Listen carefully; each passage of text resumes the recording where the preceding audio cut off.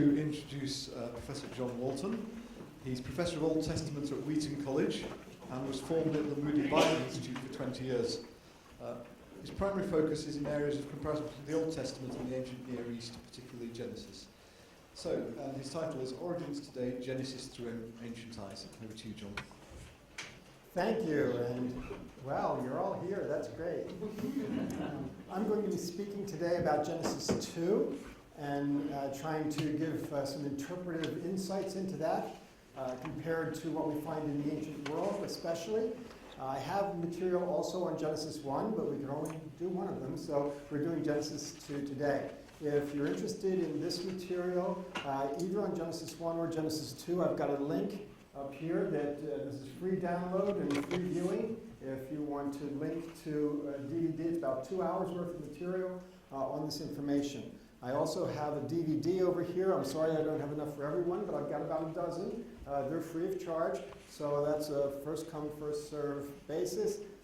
If for some of you the download might work just as well. So that's up to you, but that material is here. Could you just say that those will only play on US DVDs? Right. North America. They'll play on laptops, but if you try to play it on a DVD machine and you don't have the same formatting as the US, that it won't play in your DVD. So, but computers usually can handle any of it. Okay? So that's a little bit of the logistics. So we're going to be talking about origins today, Genesis through ancient eyes, particularly relevant to Genesis chapter 2. Now I'm going to be coming at the material from the perspective of one who takes the Bible seriously. Some of you would count yourselves in that category. Others of you just kind of look at the Bible from outside or have various different postures or positions on that. This talk will give you an idea of how people who do take it seriously can make it work with science, understand its claims, and fit things together. Some of you perhaps teach people who have these kinds of questions, and this material also might help you. If you're looking at it from outside of Christianity, it'll give you an idea of how Christians can handle this material and mesh it together with an understanding of science. So, wherever you're coming from, hopefully there'll be something for you here. In taking the Bible seriously, I talked about the Bible as having authority. There are lots of different words we can use, but authority is the one that I use to talk about the idea that I do take it as a serious piece of work. It's sacred literature. It's God's revelation of himself. Again, even lots of Christians take authority in lots of different ways. But I mostly want to talk about what does that statement mean for us reading the Bible. When we think about the Bible as God's revelation of himself, we think about the idea that God has worked through human instrumentation, through human authors, in order to provide his revelation of himself. And that has certain implications to it for how we interpret and how we read the text. First of all, we find out that the Bible is written for us. Christians believe that the Bible is written for all of us, but it is not written to us.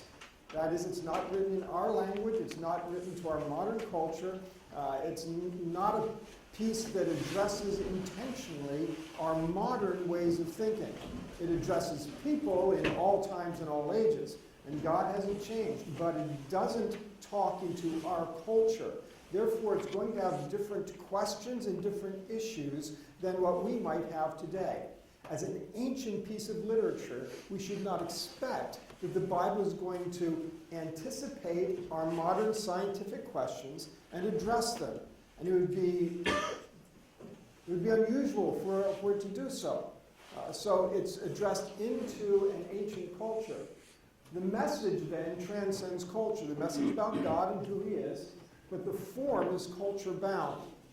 And if we're going to take stock of that in our interpretation, we have to make sure that we are not reading science, for instance, into the biblical text where the biblical text never had such things in mind. We need to take our place in the audience of that original communicator, whether you think of that communicator in terms of being an author or in terms of being a speaker. That's what we have to try to do. Take our place in that audience, hear it through that lens, and that's why I call it Genesis through ancient eyes. That doesn't mean eyes that need trifocals. So now just a word or two about science in the Bible. Again, I come at this not as a science person. I am not. Disclaimer, huge, okay? But I come at it as in terms of trying to understand the Bible, and there's certain ways I have to think about the interface between the two. First of all, we observe that when we see or can understand natural cause and effect, that doesn't remove God from the picture. That is, just because we can explain something naturalistically doesn't mean that God's not doing it. The levels of causation, we can talk about direct and indirect causation. Aristotle had all kinds of categories. We think in terms of ultimate cause, first cause. That's not the ancient world. The ancient world just saw God involved in causation. They didn't make distinctions between natural and supernatural. They had God involved in everything, and they didn't bother trying to sort out what level of causation he was in. So when we have a statement like this in Psalm 139, that God knit us together in our mother's womb, okay, we don't have to worry that that's going to contradict what embryologists are able to discover about fetal growth in the womb. It's just not a problem. God is doing it, however we might be able to understand it and explain it from our modern natural kinds of understandings. So just because we can spot natural cause and effect on something doesn't mean God's out of it. That's especially true in origins. That is, however much we can describe the process scientifically, the evolutionary biology, the genetics, whatever it might be, doesn't matter. Just because you can explain it naturally doesn't mean God's not in it. And that's pretty much in concert with what you've been hearing all week long. Secondly, and this hasn't been brought up very much, in the Bible there is no scientific revelation. That is, the Bible is not trying to give information to that ancient Israelite audience about modern scientific things. It's not trying to update, upgrade, revise in any way the science that they already would have understood. So, God doesn't give them a revised cosmic geography. He doesn't say, oh, no, it's not the earth that's the middle of the cosmos, it's the sun. God doesn't change that. God doesn't change how they thought about the world around them. They thought there was a solid sky. God didn't change that. All of these things that they thought in the ancient world, that's how God communicated to them. We don't take that part of the Bible as God's authoritative revelation that we all must agree with. Otherwise, we'd have to believe that the earth is the center of the cosmos. Okay, that's not the revelation part. The Bible is not affirming those things as God's message to the world. The Bible rather is using that information which was familiar to that ancient audience, and he's using it as a framework for communication to them. You have to have a common basis for communication, and that's what God is doing. So he doesn't change how they think about anything in what we would call the natural sciences. How the world regularly works, how the world is shaped, God doesn't change that for them. Okay, I've got the word heart up there because that's a great example. Physiology in the ancient world was a crazy thing. They had no idea the physiology of the brain. They thought that the physiology that we connected to the brain was all down in the entrails. They did not know the physiology of the liver or the kidney. They believed cognitive processes took place down there. The heart, particularly with emotion and will and thought and belief, they connected to the heart as well. So their physiology had all of those cognitive processes down here in the entrails. Okay? God didn't change that. God talked to them about thinking with their heart and believing with their heart. He didn't give them upgraded information.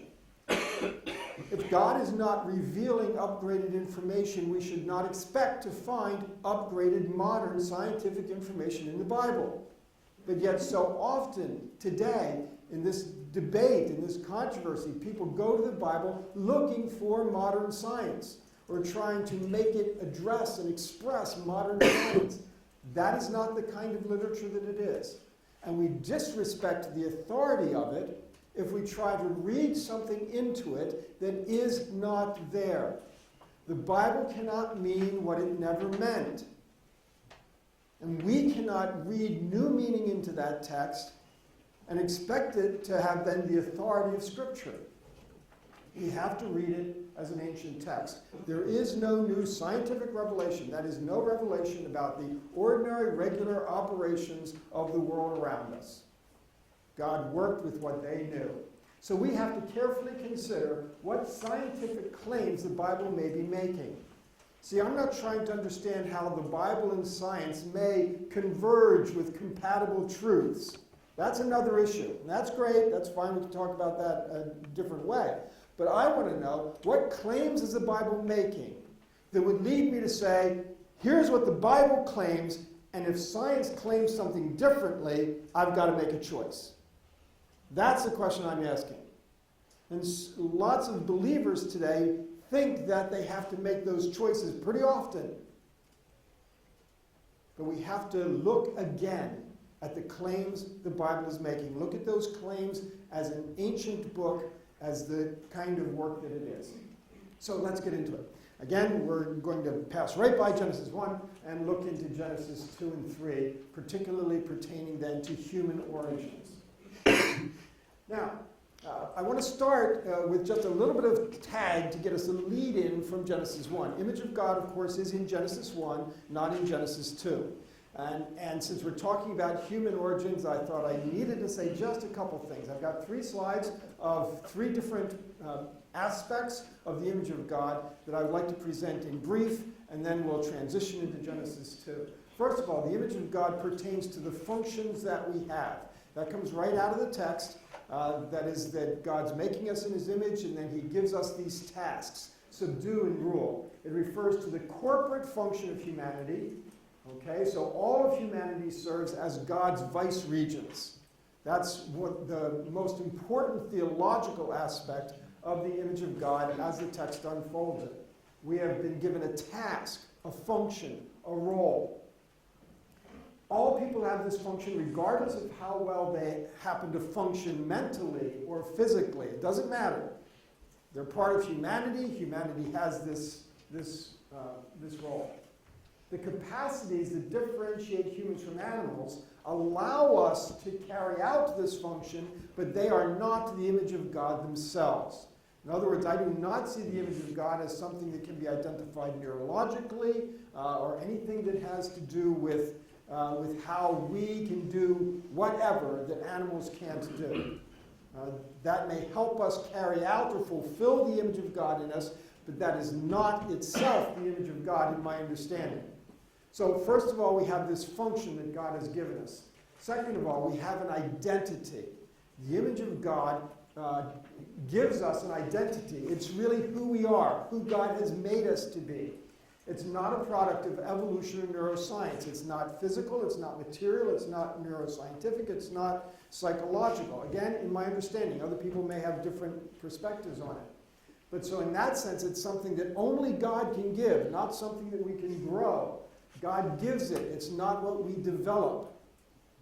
And so in that sense, we don't have to try to identify the image of God through something that science can evaluate. It entails kinship. That's one of the aspects of identity, that it's relational. Okay? And so when we get to the image of God in Genesis 5, passed on from Adam to Seth, it's something that involves kinship. It also then is an act of special creation. By that I simply mean that it's something that God gives, and that therefore we aren't in a position to explain it naturally. As far as I'm concerned with these definitions, science cannot explore the image of God. We take it as a statement of faith from what the Bible tells us. The third aspect is largely derived from the ancient Near Eastern material, and that is when the king set up an image of himself, or when they made images of the gods, those had particular roles to play. The idea of a substitute, that the image stands in for the one that it's representing. So we stand in as God's substitutes, endowed with his essence. That's how they viewed the image of the king or the image of the god in the ancient world. So when I say it's a substitute, I don't mean that it's instead of. I mean it's standing in the place of, and therefore representing. So we represent God's presence in this world. His essence is what makes us spiritual beings and that constitutes discontinuity from other creatures. So again, at that point, there is discontinuity. So, function, identity, and substitute would be the three main terms that I would associate with the image of God. The capacities enable us to fulfill it more and more fruitfully. Okay, with that we need to move to the transition between Genesis 1 and Genesis 2. There's a lot of discussion, and there have been a few comments during the week about the relationship between these two narratives, Genesis 1 and Genesis 2. They are distinct narratives, but that does not mean that they're competitive narratives or contrasting or contradictory narratives. I do not believe that they are. They accomplish different things, and they look from different perspectives. But I do not consider them as sort of two competing sources that have been thrown together arbitrarily and really have no relationship to one another. So I see them as working together, as complementary. Lots of people have looked at Genesis 2, Adam and Eve, as if it were a further description of what took place on day 6. That is, it's recapitulative. It's saying, okay, day 6, God created people in his image. That's in Genesis 1. So Genesis 2, let me tell you how he did that. Okay, many people read Genesis 2 that way. That's been pretty much the traditional way to read Genesis 2 in Christian interpretation. Before we go to that conclusion, however, we have to ask, is it substantiated? That is, does the evidence bear it out? We have the literary transition that takes place in Genesis 2:4. It says, this is the account, toledot is the Hebrew word, of the heavens and the earth. Now this literary introduction occurs 11 times in the book of Genesis. It always moves us from one section to the next. It's the narrative, rhetorical structure that moves us through. And so if we have this between Genesis 1 and 2, as we do, we need to understand what does this communicate about the relationship between them.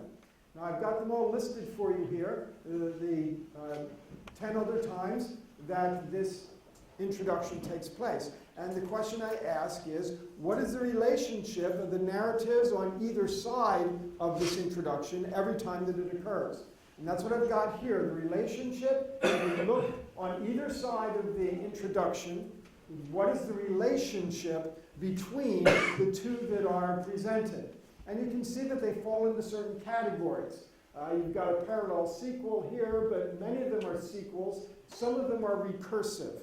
By recursive, I mean that, for instance, it'll kind of give the genealogy of Esau, and then it'll come back to that starting point and give you the story of Jacob. Okay? It's not telling you what happened in the story of Esau, but it is coming back to the same starting point and giving you the other line. It gives you Cain, then it comes back and picks up Seth. It gives you Ishmael, and then comes back and picks up Isaac. That's recursive. Okay, so it's covering, it's overlapping in a time period, but in none of these cases is it giving you an explanation of what happened in the previous section, and that's the important point. Okay, it is never recapitulative. It's never going back to explain something that it has already told you a little bit about. Okay, so in that sense, if we take the lead of this literary introduction, we shouldn't be inclined to go back and say that Genesis 2 is describing what happened on day 6. There's no reason to think that. If it's a sequel, people in Genesis 1 are not necessarily Adam and Eve. But it could be recursive, and that would mean that Adam and Eve are included in a larger group. Remember, Genesis 1 doesn't talk about just two. Genesis 1 just people, male and female. It doesn't identify Adam and Eve. It does not just talk about two people. And of course, we have reasons to think as we look through Genesis that there are more than that around. Remember, Cain finds a wife. I never cared for the sister option. I don't know about you. Okay?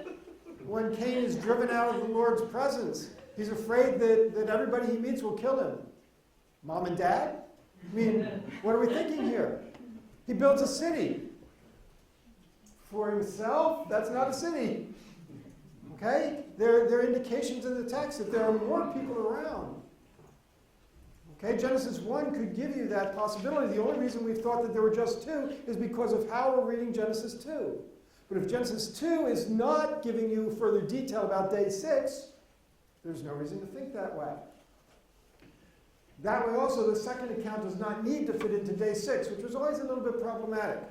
You know, when you look in Genesis 2 at all that's going on, God creating Adam, planting a garden, the animals, naming the animals, finding out it's not good to be alone. He learned that by what? 1 o'clock in the afternoon? You know, all these things taking place. You know, we're really naming all the animals, you know, and then, okay, so you don't have to fool with that. Okay, Genesis 2 does not have to squeeze into day 6. But if it doesn't give us just a recapitulation of day 6, then what is it doing and how is it accomplishing its goal? What is it that's being accomplished and claimed in Genesis chapter 2?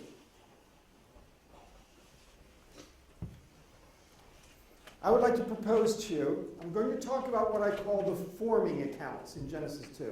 By the forming accounts, I refer to the Adam from dust, woman from rib. Okay? The forming accounts are distinct from the garden and the trees, and chapter 3, the serpent, and the naming of the animals. Those are other things that happen in chapters 2 and 3.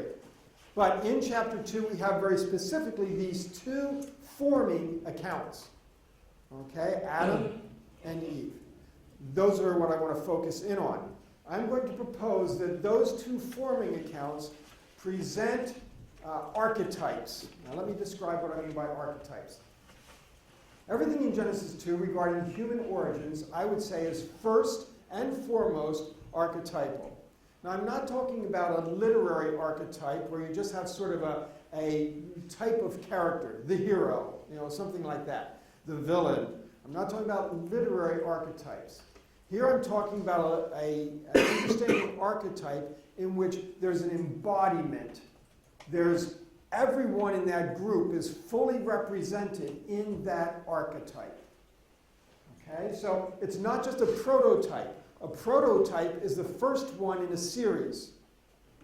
Archetype has an element of embodiment in it that's somehow incorporated into that is everyone. Okay, so when we talk about there's one expression, of course, in Christian theology of we all of us sinning in Adam.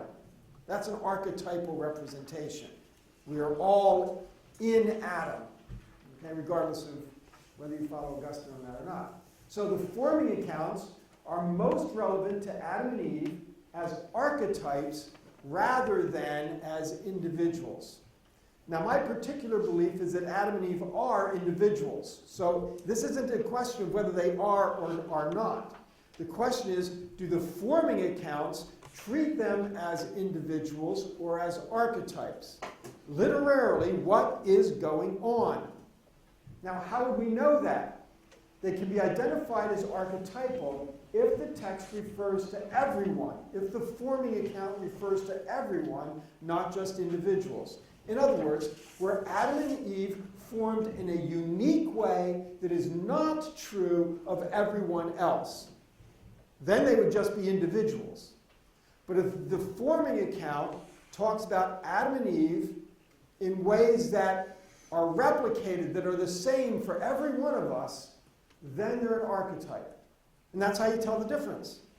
You look at the detail and you say, is that just talking about Adam, or is that talking about all of us? Is that just talking about Eve, or is that talking about all? Okay, that's how you tell. If it's talking about all of us, then there's not unique information being given there. So, we have to start with the idea of being formed from dust. First, let's take a look at the verb. Sometimes we look at this verb and we say, well, this is a very material, hands-on process. God's getting his hands dirty in the clay. Okay, and so God is forming, and that suggests a very material, physical involvement on the part of God. that would be different, so it would be claimed, of what he does with any of us. Even though Psalm 139 says, he knit me together in my mother's womb. That sounds kind of hands-on also. But let's take a look at this verb, formed. I gave you just a couple of examples of other passages where this same Hebrew verb is used. By the way, whenever we talk about reading the text literally, we have to be careful. You cannot read the English text literally and get anywhere. You've got to read the Hebrew text literally if you're going to be concerned about literal interpretation, because translation is already interpretation. So, in Isaiah 37:26, it uses the same verb, events that were planned long ago. The heart is formed, and there it's talking about the thoughts in Psalm 33. Days ordained by God. Boy, those don't sound like physical operations, do they? See, we can't think just of the English word formed. We have to think of the Hebrew word and how it's used. Zechariah 12 talks about God forming the human spirit within us. That's not material. So be careful what we say about what the Bible demands by the verbs it's used if you're only working in English. Now, what do we think of when we think of being formed from dust? Some people think in terms of chemistry, and they start talking about, well, there's a silicon, there's a carbon. No. Well, remember, ancient text, they don't know chemistry. They don't have anything like chemistry. Their periodic table is very small. Oh, wait, they don't even have one. Okay? We can't think they're talking about chemistry. More likely, people think in terms of craftsmanship. God is crafting like a sculptor. And sometimes the term formed, by the way, the verb is used for sculpting pottery. It can be used that way. So we think that God's doing that. Problem. If that's the image you wanted to give, it would not use dust. If you wanted to form, you'd use clay. This is not the word for clay. It's the word dust. Now, if it's not chemistry or craftsmanship, what's going on here? Well, now we're asking the right question. What is the role, the significance of dust in this passage? We don't have to go far to find out. We can just flip over the page to Genesis 3:19, where it tells us that dust you are, and to dust you shall return, to discover that dust pertains to our mortality, our frailty. Now, some people immediately have trouble. They say, wait a minute, hold it. People were created immortal. Paul tells us that. Paul says that death came through sin. And that means that people must have been created immortal. Wait a second. Paul does say that death comes through sin. But that's not the same thing as saying that we were created immortal. Immortal people, if we look at Genesis carefully, immortal people would not need a tree of life. There's a tree of life in the garden. Apparently that's something we need. That suggests that we were created mortal. No, okay. That suggests we were created mortal. Well then, what would Paul be talking about? Every human is formed from dust, but Paul's saying that our mortality, our dustiness, okay, had an antidote to it, the tree of life. And that antidote was offered, was available. We lost that antidote, we lost that remedy to our mortality when we sinned. And therefore, we are subject to death because of sin. So Paul's statement doesn't mean that we were created immortal. He identifies that we have had access to an antidote, to a remedy, and we lost it. So dust is identifying that we are made mortal and frail. That's what dust signifies. Every human is formed from dust. Look at Psalm 103. For he knows how we are formed, same verb by the way. He remembers that we are dust. Notice a very important little word there, we. The psalmist says he recognizes that we are formed from dust. All of us are formed from dust. That means that when God forms Adam from dust, that's archetypal. It's referring to what all of us are, how all of us are formed. It's not uniquely the origins of Adam. It is the nature of all of us. The first man of dust, Paul tells us, and all of us are from dust. It's not just the psalmist, it's Paul. We're all from dust.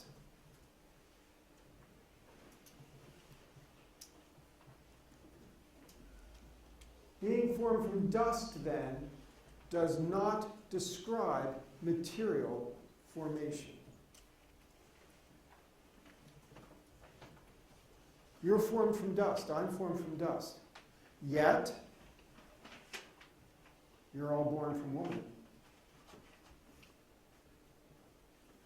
Being formed from dust would not preclude being born from a woman.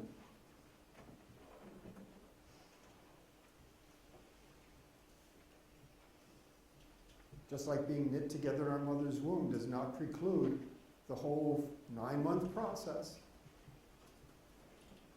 If we are formed from dust, yet born from a woman, stating that Adam is formed from dust does not rule out that he was born of a woman. It's not talking about material origins of the first human being. It's talking about the nature of all of us. It's not material origin, but identity. In which case, Genesis 2 is not making a claim about human origins. It intended to communicate what all humans are, not what Adam uniquely is.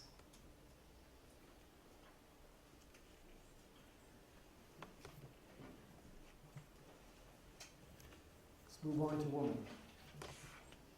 Does Adam believe that Eve was built out of his rib? And you're thinking, trick question. You're right, it is. No, he does not.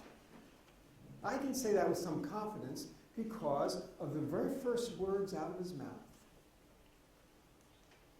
She is bone of my bone. He could have stopped there, but he didn't. Flesh of my flesh.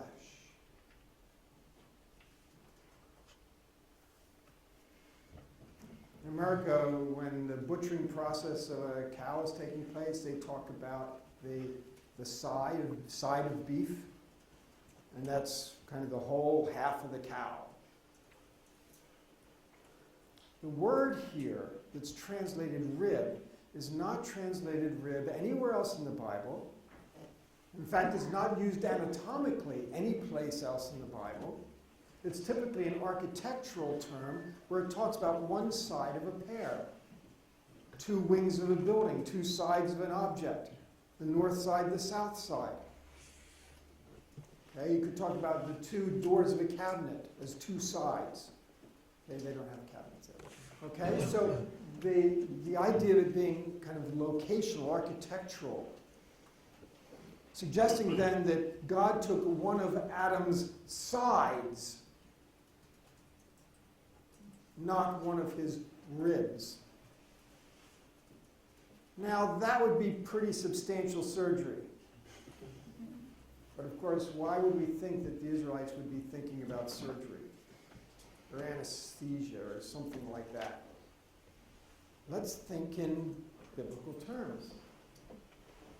Now, this is well known in Aramaic, Septuagint, Greek, Vulgate. They're all ambiguous about this word. They use a word that can mean one rib, many ribs, a whole side. It's ambiguous language.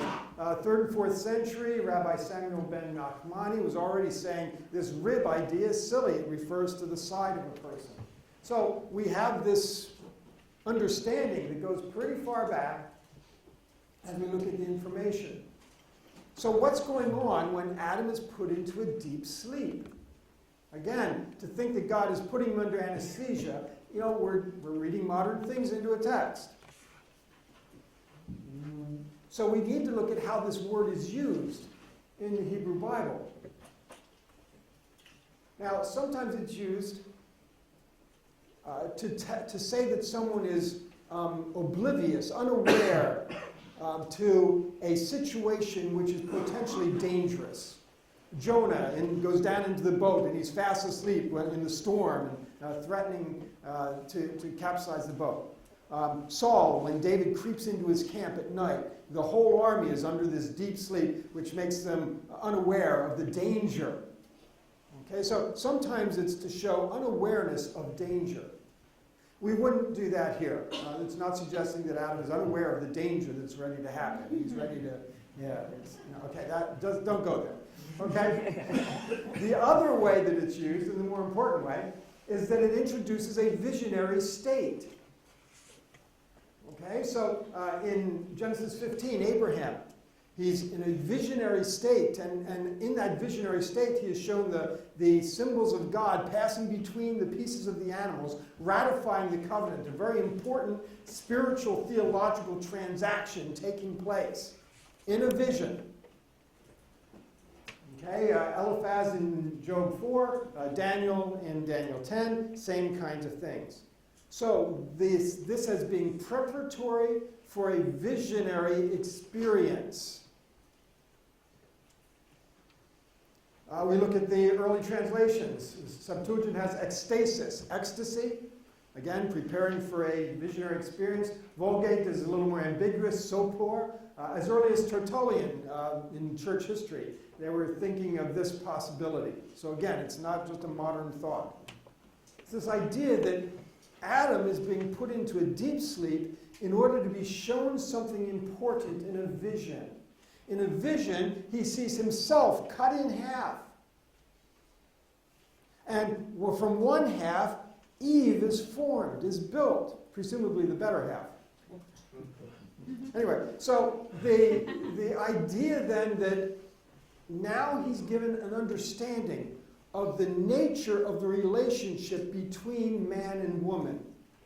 There is something, what have they been calling it, the posh term, ontological here, something that shows the inherent nature of mankind and womankind, okay, that they are halves of a whole. Now that's not talking about each individual. This doesn't go along the idea that, oh, I have to find my other half, stand against them and see if we fit. No, it's not that. It's not talking about individuals. It's also not addressing the issue of everybody should be married or something like that, or else I'm only half a person. It's not talking about those things. It's talking about as a species, we are like this. Remember, it was not good for him to be alone. We'll talk about that in a moment. But then he goes looking among the animals. He's obviously not looking for a reproductive partner. He's looking for his ontological match. Okay? He has no ontological match. And Eve is built, it's the other half of him. This is his ontological match. So we look at Genesis 2:24, and as the narrator brings the conclusion to this, that's why a man leaves his father and his mother, that closest biological relationship, and is united to his wife, a more significant ontological relationship. And they become one flesh, and I would provide again. Because that's what they ontologically are. And so here it's basically saying, and I don't have the Hebrew for this, ontology trumps biology. Okay? No Hebrew translation. Okay? But that's the basic idea that's being conveyed here. He's not defining marriage so much as saying what marriage does is it brings back together, it takes precedent over biology as this relationship is formed. So, again, we would say then that in Genesis 2, we have a statement that is true of all of us. This is the nature of all humankind. Gendered, ontological matches, man and woman drawn from man, all of womankind is from the side of all mankind. It's true of all of us. Genesis 2:24 shows you it is not uniquely true of Eve. It's true of all. And therefore, again, this does not talk about the material human origins of this second female human being. It talks about the identity and nature of all of us. Now, why does Adam need a helper? Well, it's because in Genesis 2:15 he's assigned a priestly role to serve and keep in the garden. Those are not mere landscaping terms. The garden is the ancient section adjacent to sacred space. Okay, so this is typical of the ancient world. You have sacred space where God is dwelling, and then the garden, a park-type place next to it, which is part of sacred space where you meet with the divine, where there's audience, things of that sort. So they are given priestly roles. The two words, serve and keep, are both used in priestly contexts for priestly activity. Now, maybe priests also did a little bit of landscaping in this sacred park, but that's not the point. The point is they're taking care of sacred space. So serve and keep, helpmeet, Eve to help Adam in this sacred task. As priests, they are representatives of all humans. Archetypes are representatives, but they're representatives in an embodiment way. Priests are representatives not by embodiment, but in a different level of representation. Adam and Eve do both. Okay, priestly representation differs from archetypal. The priest says Israel is a kingdom of priests. That is, when we talk about Adam and Eve as priests, you say, but wait a minute, priests were doing sacrifices. Oh no, that's only one kind of minor thing that they did. Okay, it took up a lot of their time, but that's not the most important part. Okay, the priests are mediating knowledge of God and mediating access to God's presence. That's what Adam and Eve would have been involved in. Okay, so it's mediation, knowledge of God, and access to God's presence. Ritual gave access to God's presence, so they were involved in doing rituals. Priests usually involved in doing rituals. Okay? Now, again, if there are other people at the time of Adam and Eve, then Adam and Eve are serving as priests on behalf of those people. Okay, boy, got to move along here. So, archetypes. The details of the forming, these forming accounts apply to the archetypes. We have no information about the making of individuals. In other words, of material human origins. We have nothing. The Bible's not making a claim.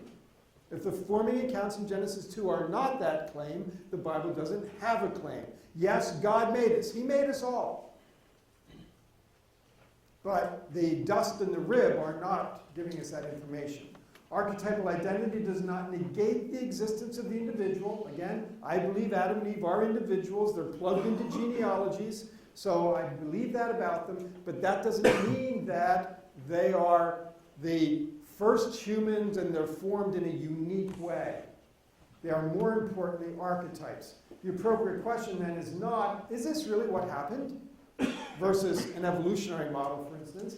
But rather, is this what people really are? The message of Genesis archetypes, humankind was created with mortal bodies, dust. Humankind was provisioned by God, the garden. Humankind was given the role of serving in sacred space. That implies relationship with God.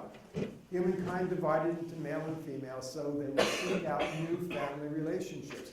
These are all important theological, sociological, spiritual concepts that come through Genesis. If Genesis 2 has an archetypal focus, there is no biblical account of material human origins. The Bible has no claims to make. That doesn't mean common descent is true.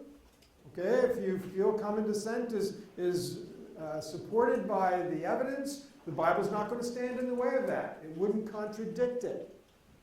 Okay, so in that sense, the two are not making contradictory claims. You still have to do the science. I'm not a scientist.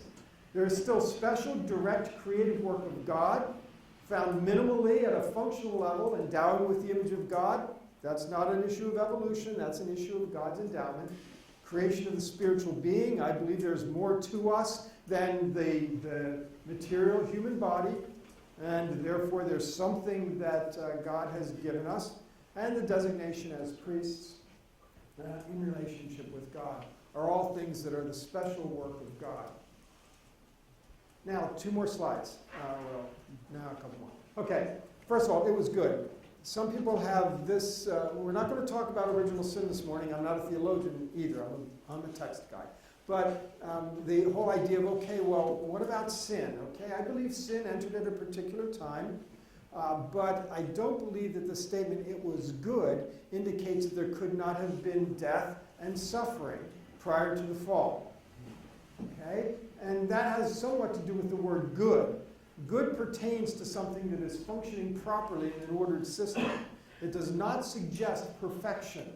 Its use in Hebrew Bible does not suggest perfection. Even when it describes God, it describes something very important about God, but it's not the same thing as saying God is perfect. Okay, so the word good should not be overread, and it often is. Okay, in the first account, Genesis 1, the cosmic temple was good. That's what I believe about Genesis 1. It's setting up the cosmos as sacred space. And it was all good because God made it work the way it was supposed to. In the second account, the human role in sacred space was not good. It's not good for man to be alone. That was not yet functioning properly until Eve came along, and then they were prepared to operate in sacred space. Whatever order God establishes in the world is good because God does it. Order is what is described as good because God has created, and therefore order exists.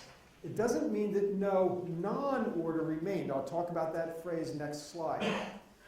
So the sea remained, the serpent is present, the outside the garden has less order than inside, and even non-order has more order than we know. Boy, I'd love to get into that. That's really the book of Job helps us to see that. Even in things that they would consider non-order, outside of the ordered realm, there's more order there than you know. They would have thought Leviathan is a chaos creature. But God has control of Leviathan. God can bring Leviathan into the ordered world. So there's more order than what we know, even in those realms which are considered non-order. Okay, so these 3 terms: order, non-order, and disorder. Order is connected to sacred space, to creative activity. Non-order is what started creation. That's Genesis 1:2. The Hebrew terms tohu vabohu, formless and void. That's non-order.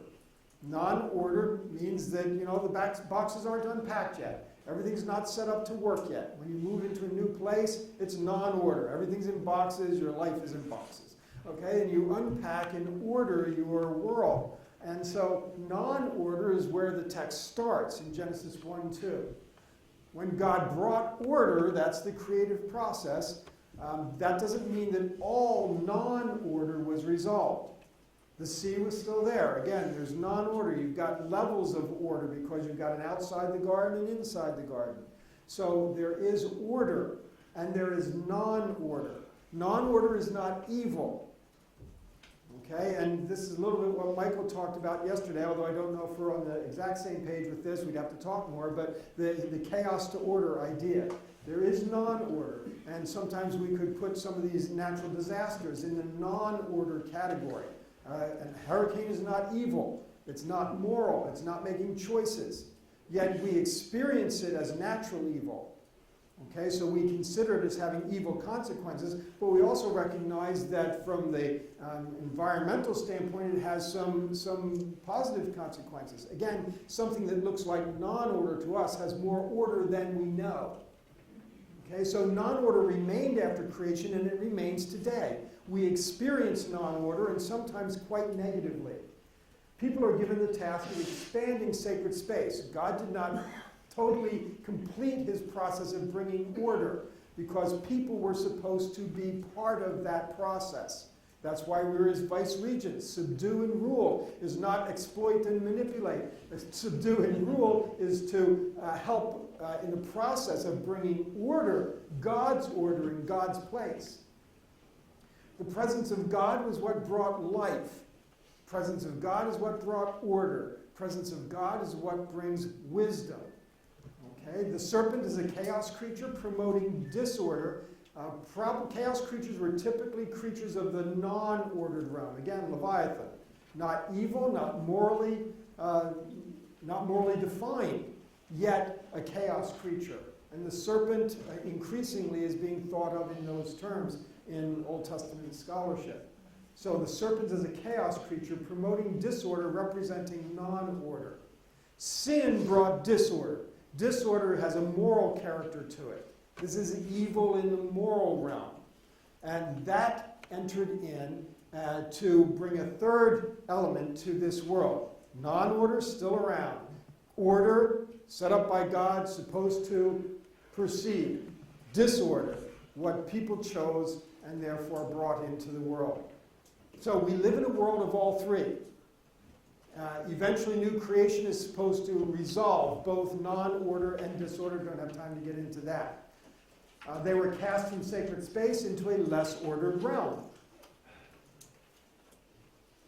Okay? So all of this understanding of order, non-order, and disorder in terms of the Old Testament, ancient world ways of thinking about these categories. In the ancient world, they don't have, in Old Testament, they don't have the category of the fall. Okay, so what's the significance of all of this? The significance of this has very much to do with the interface of Bible and science. Very often we feel like there is a contradiction between the two because we feel like they're making competing claims.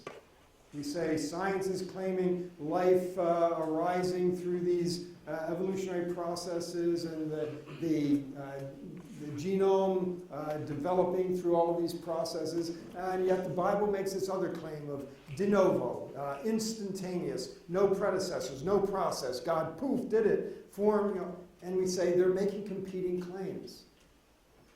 What I'm saying is we have to go back and look at the Bible. We're not interpreting it in light of science. We're interpreting it in light of being an ancient document. We're trying to understand it for what it is, not for what we have made it be through our history of interpretation. We're going back to the interpretation and trying to understand the text as it communicated in that ancient world. And when we do so, we find that it does not make the claims that we've come to think that it does. And if it doesn't make those claims, then we'll find that it really is not offering competing claims to what science suggests.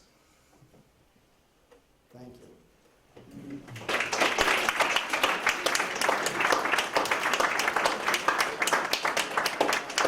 Thank you very much, John. That's great. Time for questions. If you could put your hand up, and then Ruth will bring the microphone to you. Lady at the front. Thank you. Are we on? Yes. Did I hear correctly that you dismissed the several sources theory? The civil sources for Genesis theory. Yes, I did. In fact, I think it's too simplistic. Well, there is a large body of evidence that says it's not. There's a large body of evidence that says that it wasn't written down all as one piece at one time in the middle of the second millennium. That same evidence does not suggest that it was compiled by sources, this one, this one, this one, this one, and then molded together at a particular time. I think that also is too simplistic. There is a long process of composition, certainly. That it involved oral sources and written sources, absolutely. We've got an oral context. But I think that the several sources view has its difficulties. Okay, gentleman at the back.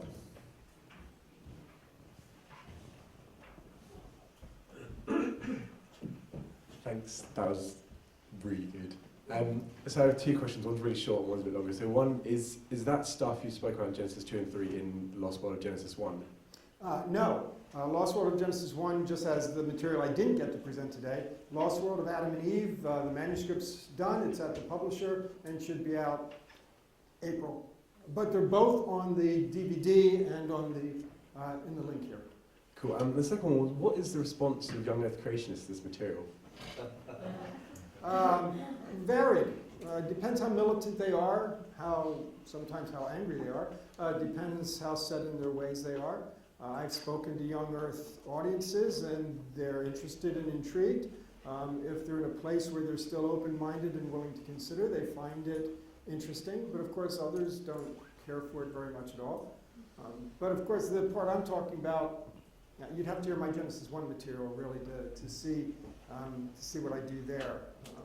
You know, obviously I care about Bible authority, and I care about reading the text for exactly what it's saying. So in that sense, I'm disarming a bit for their position. Lady in front.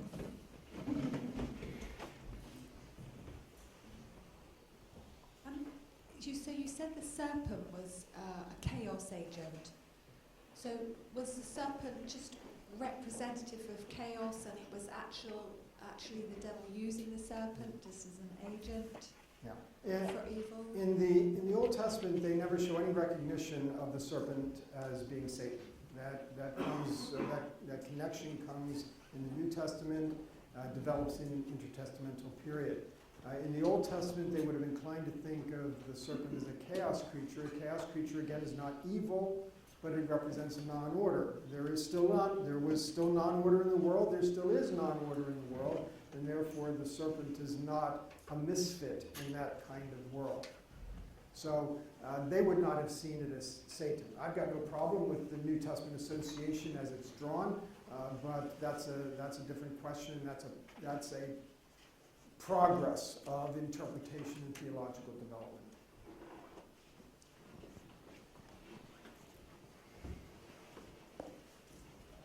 I'm thinking of the Adam and Eve when they sinned, and the access to the garden was restricted, was stopped. Could it be like the new Jerusalem that will come down at the end times, and that it's something that was taken away?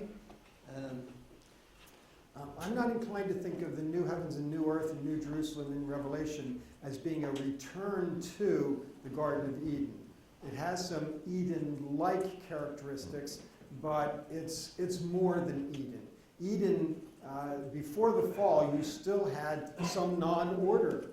And in the new creation, as I read Revelation, there will be no non-order. There will be no sea. There will be no darkness. And so in that sense, it is not just a return to Eden. But there are some common characteristics.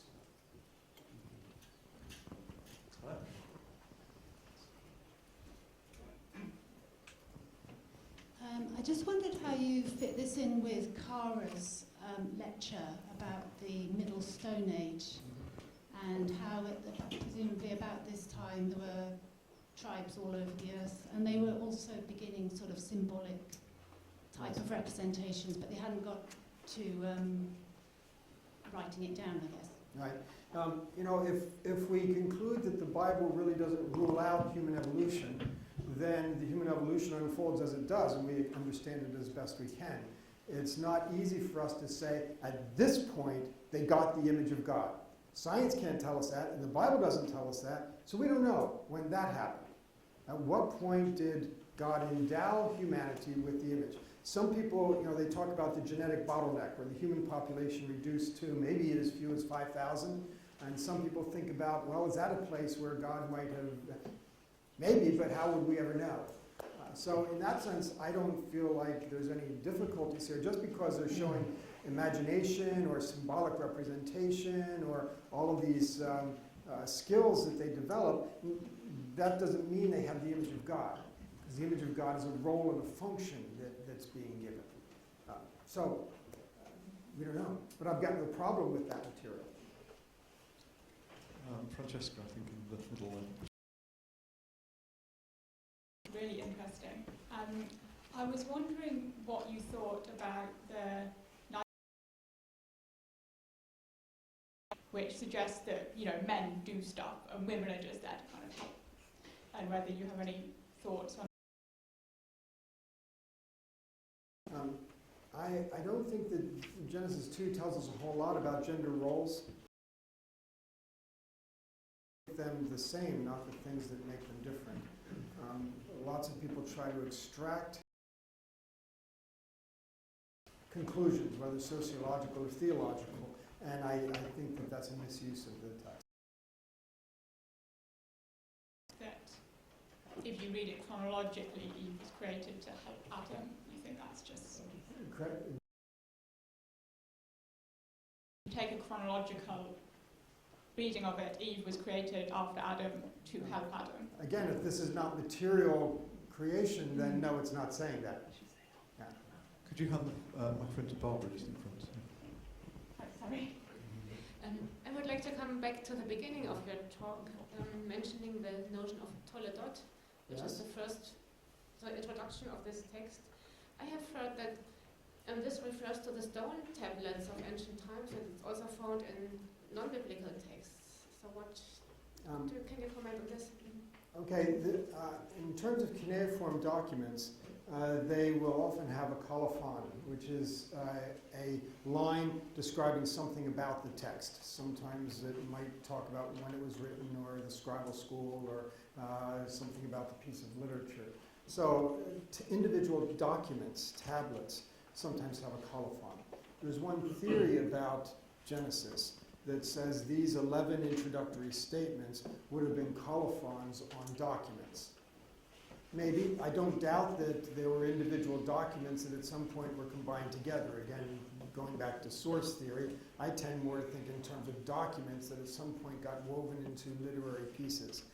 I'm not as convinced that the Toledot sections were on the document tablets as much as they would have been used by the one who was weaving them together. Gentleman immediately in front of you, or just now behind you, Ruth. Your notion of archetype is very interesting and I think very compelling. I'm curious as to why you still hang on to this notion of a historical Adam and Eve as actual individuals, because you seem to go back and forth even through the entire lecture between this sort of archetypal sense, but then it seems like you're back to the prototype. Right. I do, because I think the text leads us there. The idea that by the time you get to chapter 4, Adam has relations with his wife. That's tough to make that one archetypal. You could say, well, that's typically what men and women do, but then they have specific children. The fact that it plugs Adam into a genealogy. In the ancient world, we don't have a lot of information suggesting that archetypal type individuals would be placed in a genealogy. They don't do that. So those clues in the text. Also, I have to confess that I find it more workable to see sin entering in through a historical act rather than just kind of something that happens gradually or somehow. And that would link it to historical people. So those things lead me in that direction. Again, others make a different choice on that. But it's important, I think, to recognize that in order to make the case for human origins that isn't dust and rib, that would allow for an evolutionary process, we can make that case without having to tell people, sorry, you can't believe in historical Adam and Eve anymore either. See what I mean? You can separate those issues out. And I think that's important because some people will have more trouble letting go of historical Adam and Eve than they would to kind of understand material origins a little differently. So in that sense, it can be pedagogical. It can help us kind of bring people step by step. Question in front.